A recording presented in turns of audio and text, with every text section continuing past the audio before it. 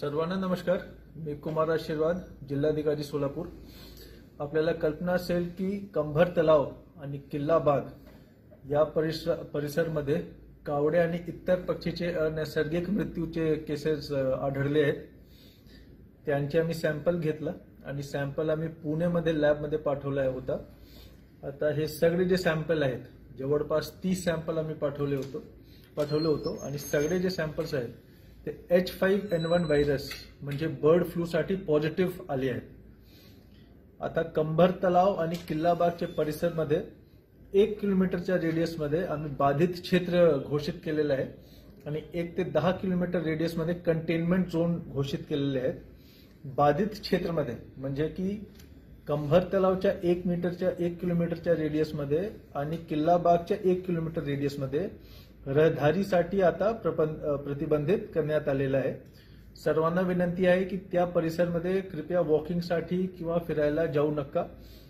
तसेच पशुसंवर्धन विभागचे 22 पथके आता पोल्ट्री बर्ड्सची सर्वेक्षण ते लोक करत आहेत.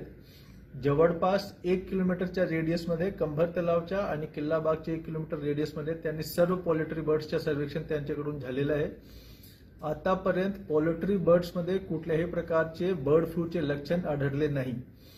त्यांचे सॅम्पल पण त्या 22 पथकेने त्यांचे सॅम्पल्स पण घेतले आहेत. जवळपास 128 बर्ड्सचे पोल्ट्री बर्ड्सचे त्यांनी सॅम्पल्स घेतले आहेत. 3-4 दिवस अगोदर हे सर्व सॅम्पल्स आम्ही पुणे लॅबला पाठवला होता. 1-2 दिवसात त्याचे रिझल्ट येईल. महत्वपूर्ण असे आहे की त्यांचे हे सर्व जे पोल्ट्री बर्ड्स आहेत बाधित क्षेत्रामध्ये त्यांच्यामध्ये कुठल्याही प्रकारच्या लक्षण आतापर्यंत आढळले नाही आणि सॅम्पल जे आम्ही पाठवले आहे ते 2 दिवसात पुणे लॅबकडून येईल. त्यानंतर आम्हाला खात्री होईल की पोल्ट्री बर्ड्समध्ये पण बर्ड फ्लू पसरला आहे किंवा नाही. महत्वपूर्ण यामध्ये अजून एक अशी सूचना आहे की बरेच लोकांच्या मनात असा प्रश्न असेल की आम्ही चिकन किंवा अंडी घेऊ शकता किंवा नाही. त्याबद्दल स्पष्टपणे मी सांगतो की उंच तापमानावर शिजवून चिकन घ्यायला कुठल्याही प्रकारचा धोका नाही आहे.